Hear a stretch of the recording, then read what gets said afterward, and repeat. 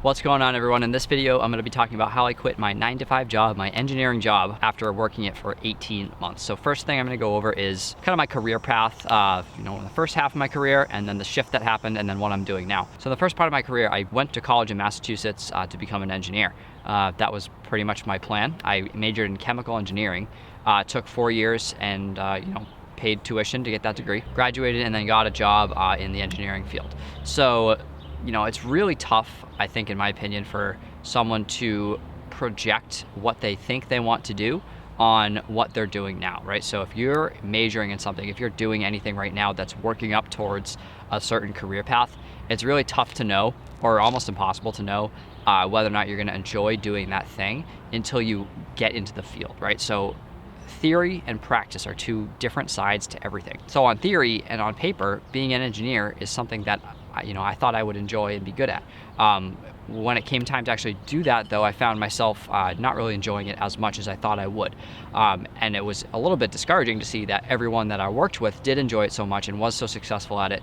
And then when it came time for me to actually, put forth my best effort and try as hard as I possibly could at the job, the effort just wasn't there. And that wasn't a result of me being lazy. That was a result of me not being cut out for the engineering business, the 9-to-5 business. So I'm someone personally that, is pretty stubborn and someone that really likes to just do their own thing, march to the beat of their own drummer, as my 5th grade teacher said, like it was a bad thing. So when I entered the engineering world, working for someone else just really wasn't something that I wanted to do. The tasks that I was given kind of seemed like, to me, they were on the lower level of, the totem pole, which they were, and that's anything that someone at that level could expect. But me personally, I like to do things that drive the business, that have real live effects on the way the company performs. So to get a little taste of that, I kind of started my own business and I started trading stocks. And those are two things that I had 100% control of, right? Because every decision that I made for business and every decision that I made for trading stocks has a direct 100% reflection on the success of that operation. So in doing that for a few years, actually, I figured out that, hey, this is what I enjoy doing.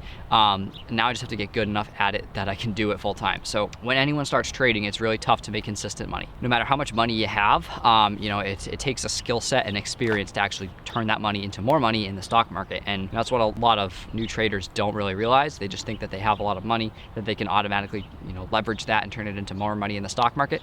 It's a big mistake that I made personally, that I see a lot of traders making, is that they think they can just jump into the stock market and then turn that money into more money. The reality is, it actually took me quite a while to actually develop that skill set on the side so that I could be doing what I wanted to do, right? And I started the business, I started trading. The two kind of went hand in hand, kind of grew together.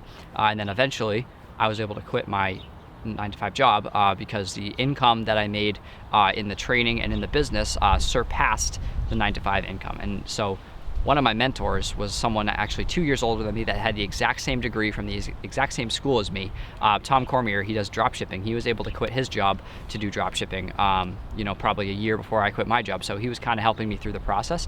And one of the things that he told me was that you shouldn't quit your job until two things are happening. One, you're making more money in your side hustle or side hustles than you are at your actual job. And two, your job is getting in the way of you scaling your side hustle businesses or your trading or whatever it is, right? So I think one of the best things I did was hold on to that job as long as possible to try and squeeze every drop of income I could out of that 9-to-5 job to funnel into the business, into the trading account, right? And that just made it so much easier because I had a safety net, right? If either of these ever failed, I had the job to fall back on, and I didn't burn the ship too early, so that if either of these operations over here failed, I wouldn't have anything to fall back on. So it was great to have that 9-to-5 income to support the side hustles, and then eventually when the side hustle income grew to be something that was, one, sustainable, and two, more than my 9-to-5 job income, then it made sense to actually pull the trigger, quit the job, and then scale the business and the trading as much as humanly possible when I had all the time in the day to do that. So the day I quit, I actually got into work. It was a Monday, and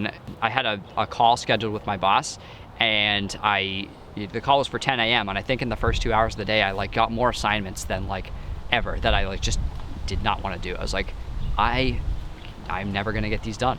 I just don't want to do them so bad, and I'm such a stubborn person that if I don't want to do something, I'm gonna find a way to not do it. So I just didn't. I was like, I'm not gonna do these tasks. I'm just not gonna do them. And that was the nail in the coffin for me. 2 hours before I actually pulled the trigger, called the boss and quit, was like, yeah, I'm not doing this. I can't stand it for 18 months. I probably can't stand it for 30 years, right?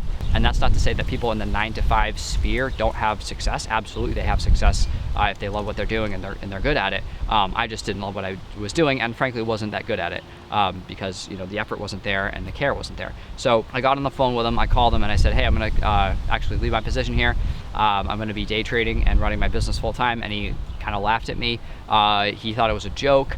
It took me probably 90 seconds of actual explain to him exactly what I was doing, the balance I was striking between trading and this business. And he kind of started to see it, but the whole time he was like, all right, this is definitely about money. This kid's bluffing. Like, that's not a real thing that people do, especially his age, 40s, 50s, 60s. People, aren't really accustomed to doing that thing, jumping from a stable job and going to make money on a laptop.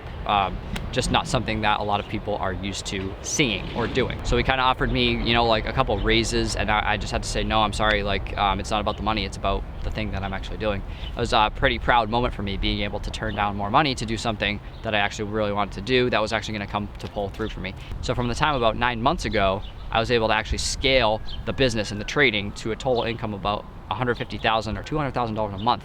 And it was just exponential growth because I was able to dedicate the time during the day instead of working a job and then having to come home and have a second work day on the two things at night. I was able to take the income from $15,000 or $20,000 all the way up to $150,000, $200,000 a month, and that's been one of the best decisions that I've made to date. So the biggest takeaways that I can say for this video for you guys is that one, if you have a side hustle, you have something on the side that you're working on, the time frame in which you are looking to quit your job, it's not days, it's realistically months or years, and I know that's like not what a lot of you guys want to hear, but you can get a lot out of your 9-to-5 income is what I'm trying to say. Like, if you have your side hustle, you have your 9-to-5, you have a steady source of income in the 9-to-5, right? That you have something that a lot of people actually don't have, and that's something that you should take advantage of for as long as you possibly can. Use that money as a safety net, right? Use that money to pump into your business, to pump into your side hustle, whatever you're working on, and take advantage of it for as long as possible, right? The second thing to take away from this video is that not everyone is built the same, right? So if you think that you see everyone else at your company, if you're working a 9-to-5 job and they're all enjoying their work and you are like, I don't belong here, you don't have to belong in the 9-to-5 space, right? A lot of people aren't cut out for it. A lot of people are meant to be their own boss and probably won't settle for anything less. It's a certain personality type that I think I have, and I think a lot of the other people that I work with have. But you shouldn't be comfortable doing something that you're not going to be enjoying for the rest of your life, right? So even though it might take 16-hour days for a couple of years, it's completely worth it, right? If you just put in that time up front, it's a very back-end business model, right? Where you're going to put in that effort up front, you're going to see the return on the back end, and then it's going to get exponentially easier as you go. Like I like to say, the hardest part about building an empire or wealth is getting it to $100,000. Once you can get it there, you're going to have the driving force that you need to grow it exponentially, and it's going to become exponentially easier. A 1% return on $1 is about 1 cent. A 1% return on $100 is $1. But if you move all the way up to a 1% return on $100,000, right? Once you get that 100K, 1% return becomes $1,000, and you're able to move a lot faster with a lot less effort. You just need to guide that business along instead of driving it every day with force.